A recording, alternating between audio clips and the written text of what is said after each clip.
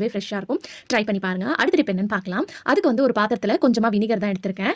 இந்த வினிகர் எதுக்கு நம்ம யூஸ் பண்ண போறோம்னு பார்க்கலாம். கிச்சன்ல யூஸ் பண்ணக்கூடிய கண்டெய்னர்ஸ்லாம் வந்து நம்ம வீக்லி ஒன்ஸ் 15 டேஸ் ஒன்ஸ்லாம் கிளீன் பண்ண முடியாது இல்லையா? ஸோ ஆனா அது மேல சம்டைம்ஸ் வந்து பார்த்தீங்கன்னா, ரொம்ப எண்ணெய் பிசுக்கா இருக்கும். அது மட்டும் இல்லாம கரப்பான்பூச்சி தொல்லை நெறைய இருக்கும். நைட் டைம்லாம் வந்து பார்த்தீங்கன்னா, அந்த நம்ம வச்சிருக்க ஷெல்ஃப்ல அந்த கண்டெய்னர் மேலலாம் அங்கேயும் இங்கேயும் ஏறி ஏறி வந்து அப்படி இப்படி போயிட்டுருக்கும். ஸோ அது வராம இருக்கிறதுக்கும், கண்டெய்னர் வந்து நல்லா கிளீனா இருக்கிறதுக்கும் இந்த டிப்ப வந்து நீங்க ஃபாலோ பண்ணிக்கோங்க. ஸோ ஒரு கிண்ணத்துல கொஞ்சமா நான் வினிகர் சேர்த்துருக்கேன். அப்படி உங்ககிட்ட வினிகர் இல்லன்னா, நீங்க வந்து கற்பூரம் இருந்துச்சுன்னா, அத பவுடர் பண்ணி அதில கொஞ்சமா வந்து தண்ணி சேர்த்துக்கோங்க. இப்ப இந்த வினிகர்ல நான் கொஞ்சமா தண்ணி வந்து சேர்த்துருக்கேன். இப்ப இந்த கண்டெய்னர்ஸ்லாம் வந்து நம்ம 15 டேஸ் ஒன்ஸ், மந்த்லி ஒன்ஸ் வேணா வாஷ் பண்ணுவோம். ஆனா உடனே வந்து பார்த்தீங்கன்னா, சில பேர் வீட்ல வந்து எண்ணெய் பிசுக்கெல்லாம் படிஞ்சிரும், அழுக்கா இருக்கும். அந்த மாதிரி டைம்ல நம்ம இந்த மாதிரி வந்து கிளீன் பண்ணிக்கலாம். ஏன்னா நம்ம டெய்லிலாம் வந்து இத வந்து கண்டெய்னர்ஸ் எடுத்து போட்டு வாஷ் பண்ண மாட்டோம். ஒன்ஸ் வந்து 15 டேஸ் ஒன்ஸ் இல்லனா ரீஃபில் பண்ணும்போது அந்த கண்டெய்னர்ஸ் தான் நம்ம வாஷ் பண்ணுவோம் இல்லையா? அதுக்கு இந்த வினிகர வச்சு லைட்டா இந்த மாதிரி ஒரு கிளாத்த வச்சு நல்லா அதில வந்து தேய்ச்சு தொடச்சாலே போதும். உங்களுக்கு அதில இருக்கக்கூடிய அழுக்கும் போயிரும். பிளஸ் இந்த ஸ்மெல்லுக்கு நீங்க இத எங்க ஸ்டோர் பண்ணி வச்சிருந்தாலும் அந்த இடத்துல வந்து பார்த்தீங்கன்னா, எந்த ஒரு கரப்பான்பூச்சியோ, பல்லியோ எந்த பூச்சியும் வந்து பார்த்தீங்கன்னா வராது. அதே சமயத்தில கண்டெய்னர்ஸும் பார்க்கறதுக்கு ரொம்பவே நீட்டா இருக்கும். ஸோ கண்டிப்பா இந்த டிப் ரொம்ப யூஸ்ஃபுல்லா இருக்கும். ட்ரை பண்ணி பாருங்க.